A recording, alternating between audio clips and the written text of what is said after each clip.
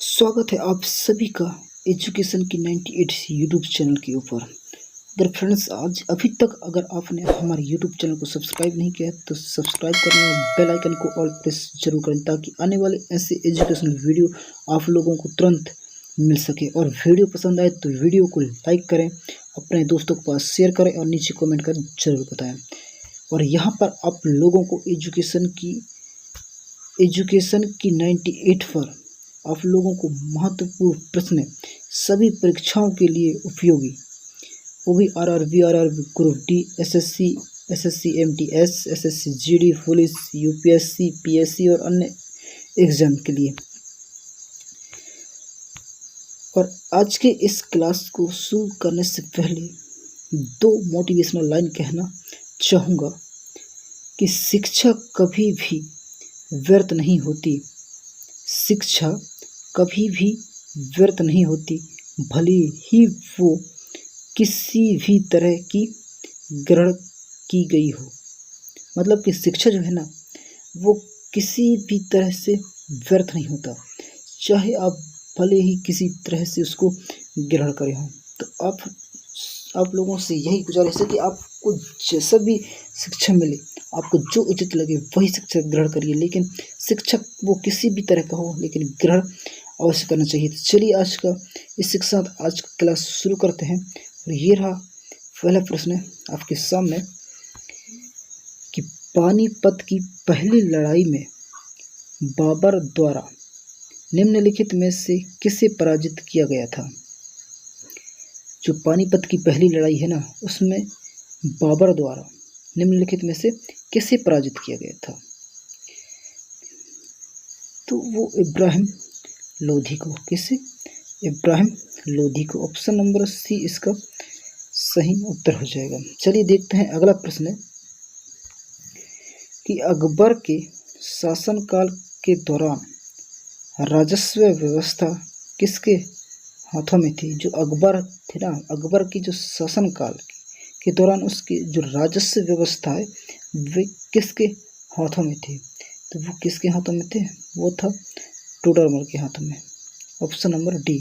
Option number D इस प्रश्न का सही उत्तर हो जाएगा। टोडरमल जो है ना, टोडरमल के हाथों में जो है ये अकबर के शासनकाल में राजस्व व्यवस्था थी। चलिए देखते हैं अगला प्रश्न।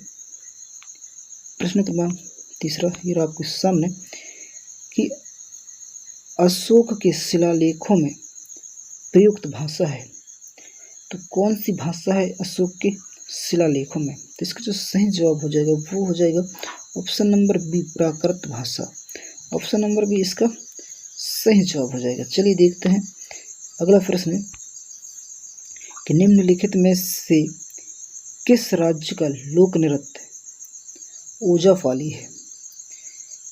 ओजापाली जो है ये किस राज्य की लोक नृत्य है। तो ये ओजापाली किस राज्य की लोक नृत्य है? ये है असम की।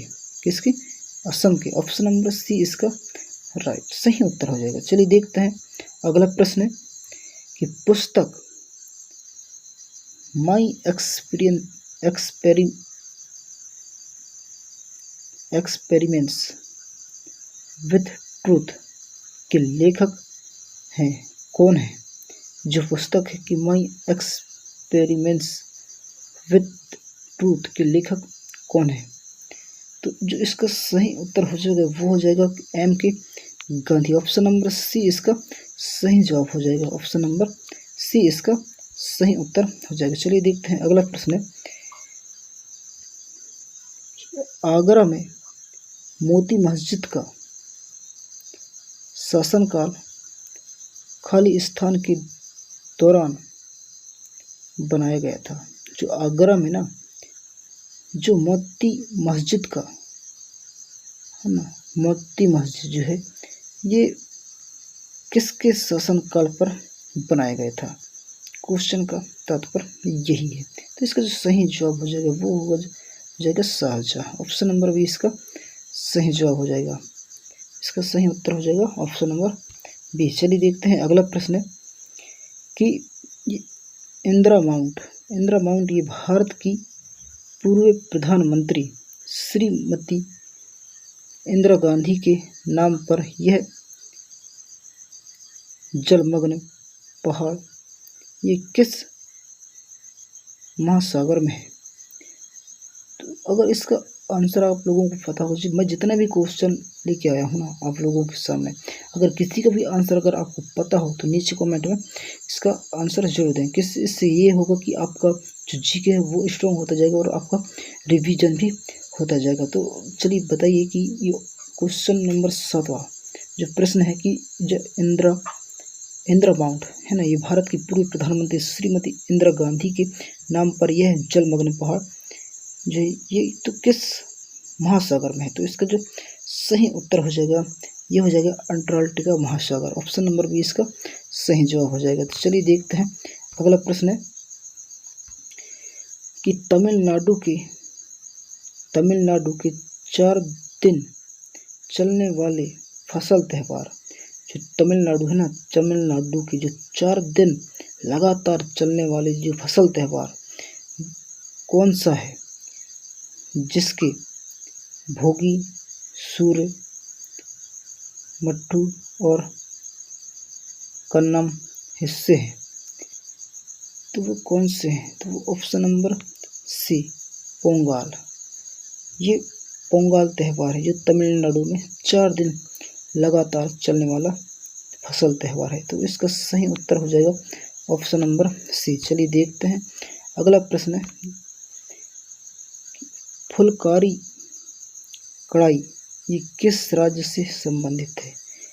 फुलकारी कढ़ाई ये किस राज्य से संबंधित है? तो ये संबंधित है पंजाब से। ऑप्शन नंबर ए इसका सही उत्तर हो जाएगा, ऑप्शन नंबर ए। चलिए देखते हैं अगला प्रश्न है कि किस नदी के तट पर जमशेदपुर भारत का इस्पात शहर स्थापित है? जो ये जमशेदपुर जो है ना, ये एक इस्पात शहर है। तो ये किस नदी के तट पर स्थित है? तो ये हो जाएगा कि सुवर्णरेखा, जो सुवर्णरेखा नदी है ना, इसके तट पर ये स्थित है। ऑप्शन नंबर सी इसका सही उत्तर हो जाएगा। चलिए देखते हैं अगला प्रश्न है कि भारत के किस संघ शासित क्षेत्र में अपोज जनजाति के लोगों से मिलेंगे? अपोज जनजातियों के लोगों से मिलेंगे। तो वो कौन सा केंद्र शासित मतलब संघ शासित क्षेत्र है ना?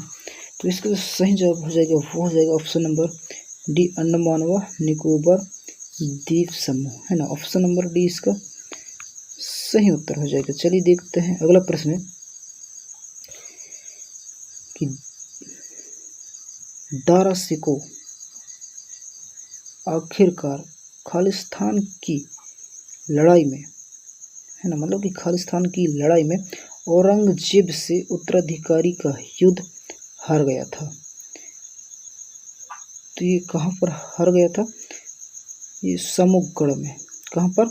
समूहगढ़ की जो लड़ाई है ना, वहाँ पर ये औरंगजेब से उत्तराधिकारी की युद्ध जो है ये हार गई थी। ये 29 मई 1658 में ये युद्ध वो हार गई थी। तो इसका सही उत्तर हो जाएगा ऑप्शन नंबर बी। चलिए देखते हैं अगला प्रश्न है कि भारतीय संविधान के अनुच्छेद 41 काम करने का अधिकार कुछ मामलों में शिक्षा और सार्वजनिक सहायता के लिए सौदों के किससे संबंधित है? किससे संबंधित है? जो अनुच्छेद 41 से है ना। तो इसका जो सही जवाब हो जाएगा वो हो जाएगा ऑप्शन नंबर बी कि राजनीति है ना, राजनीति के निर्देशक सिद्धांत। तो इसका सही जवाब हो जाएगा ऑप्शन नंबर बी, इसका सही उत्तर हो जाएगा। चलिए देखते हैं अगला प्रश्न कि झीलों के अध्ययन को क्या कहा जाता है? झीलों के अध्ययन को क्या कहा जाता है? तो इसका जो सही उत्तर हो जाएगा वो हो जाएगा ऑप्शन नंबर ए लिम्नोलॉजी। निम्नोलॉजी कहा जाता है ना। ऑप्शन नंबर ए इसका सही उत्तर हो जाएगा। चलिए देखते हैं अगला प्रश्न कि चिन्ना जो है ना, चिन्ना वन्यजीव अभयारण्य निम्नलिखित में से कौन से भारतीय राज्य के केंद्र शासित प्रदेश में स्थित है। जो चिन्ना ये वन्यजीव अभयारण्य है ना, तो ये किस भारतीय राज्य के केंद्र शासित प्रदेश में स्थित है। तो कहाँ पर स्थित है ये है केरल में, है ना। ऑप्शन नंबर सी इसका सही जवाब हो जाएगा, केरल में, है ना। ऑप्शन नंबर सी इसका सही उत्तर हो जाएगा। चलिए देखते हैं अगला प्रश्न कि संविधान संशोधन की विधि किस अनुच्छेद को प्रदान की गई है। किस अनुच्छेद को प्रदान की गई है, तो वो किससे प्रदान की गई है, वो है अनुच्छेद 368 को, है ना। ऑप्शन नंबर सी इसका सही उत्तर हो जाएगा। चलिए देखते हैं अगला प्रश्न कि हर्षचरित ये किसने लिखी थी। जो हर्षचरित है ना, इसे किसने लिखी थी, तो इसे किसने लिखा था, तो बाणभट्ट ने। ऑप्शन नंबर बी इसका सही जवाब हो जाएगा। चलिए देखते हैं अगला प्रश्न कि निम्नलिखित में से कौन सा राज्य 7 बहनों का सदस्य है। जो मतलब कि जो कौन सा राज्य है जो ये 7 बहनों की सदस्यता है, तो कौन है, वो है त्रिपुरा। ऑप्शन नंबर बी, है ना। ऑप्शन नंबर बी इसका इस प्रश्न का सही उत्तर हो जाएगा। चलिए देखते हैं अगला प्रश्न कि निम्नलिखित भारतीय शासकों में से कौन अकबर का समकालीन था। कौन अकबर के समकालीन था, तो कौन था। Option number A Rani Durgavati, ये अकबर के समकालीन था। इसका जो सही उत्तर हो जाएगा वो हो जाएगा ऑप्शन नंबर ए। चलिए देखते हैं अगला प्रश्न कि वस्तु की मांग मुख्य रूप से किस पर निर्भर करती है। किस पर निर्भर करती है, खरीदारों की इच्छा पर, कि बिक्री शक्ति पर, कि कर नीति पर, या ए और बी दोनों पर। तो ए और बी ये दोनों पर निर्भर करती है। तो इसका जो सही जवाब हो जाएगा वो option number D. Option number D इसका राइट आंसर हो जाएगा। ए और बी दोनों पर निर्भर करती है। तो कुछ इस तरह रहा आज की क्लास। तो क्लास ख़त्म करने से पहले 2 एजुकेशनल मोटिवेशनल लाइन बोलना चाहूँगा कि जो परिस्थितियाँ हैं, है ना, जो परिस्थितियाँ हैं वो जितनी ज़्यादा आपको तोड़ती है, जो परिस्थितियाँ हैं वो जितनी ज़्यादा आपको तोड़ती है, उससे कहीं ज़्यादा आपको मजबूत बनाती है। तो इसी के साथ आज का क्लास यहीं समाप्त करूँगा। फिर मिलते हैं अगले जी के क्लास के साथ। तब तक के लिए जय हिंद, वंदे मातरम। अपना ख्याल रखिएगा, अपने माँ बाप का ख्याल रखिएगा।